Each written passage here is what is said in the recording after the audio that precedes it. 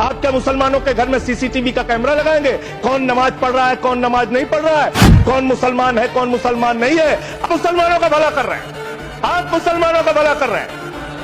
बैठ जाओ, राम मंदिर का पैसा खाते हो, अरे राम मंदिर में घोटाला करते बैठो, अरे राम मंदिर का चंदा खाते हो, अरे चंदा चोरो बैठो, चंदा चोरो बैठो, चंदा चोरो बैठो, बैठो चंदा चोरो, चंदा चोरो बैठ जाओ, चंदा चोरो तुम लोग चंदा चोरो, चंदा चोरो तुम लोग, चंदा चोरो, चंदा चोरो, चंदा चोरो बैठो, प्लीज चंदा चोरो बैठो।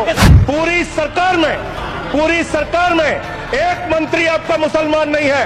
आप मुसलमानों का भला कर रहे हैं। दो नेता अपने घरों में आपने बैठा दिया, मुख्तार अब्बास नकवी, शाहनवाज हुसैन, दोनों की राजनीति आपने खत्म कर दी। आप मुसलमानों का भला कर रहे हैं, आप मुसलमानों का भला कर रहे हैं, आप मुसलमानों का भला कर रहे हैं। अरे सुनना सीखो पहले। आज वक्फ की संपत्तियां कब्जा करके आप अपने दोस्तों को देंगे, कल गुरुद्वारे की संपत्तियां कब्जा करके आप अपने दोस्तों को देंगे, फिर चर्चों की संपत्तियां कब्जा करके आप अपने दोस्तों को देंगे, फिर बौद्धों की संपत्तियां कब्जा करके आप अपने दोस्तों को देंगे, फिर जैनों की संपत्तियां कब्जा करके आप अपने दोस्तों को देंगे, फिर मंदिरों की जमीनें कब्जा करके आप अपने दोस्तों को देंगे।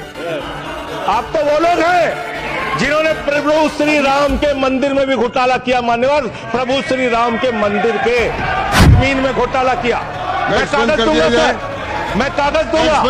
ये लोग राम मंदिर में घोटाला करने वाले लोग हैं, राम मंदिर की जमीन का चंदा खाने वाले लोग हैं सर ये लोग। आप फसाद कराने वाले हिंदू हैं, हम सौहार्द फैलाने वाले हिंदू हैं। ये बुनियादी फर्क है, ये बुनियादी फर्क है आप में।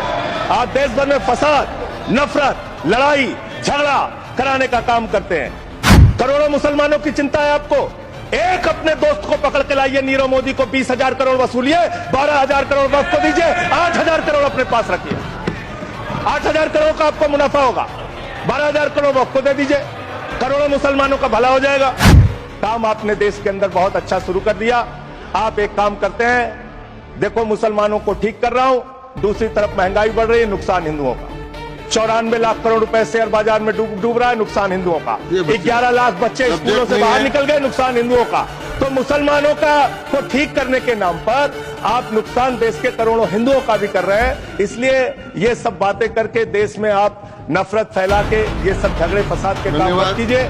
और अंत में आपसे एक ही बात कहना चाहता हूं, अभी भी वो मौका है, इस बिल को जो गैर संवैधानिक है, जो बाबा साहब के संविधान के खिलाफ है, इसको वापस लीजिए।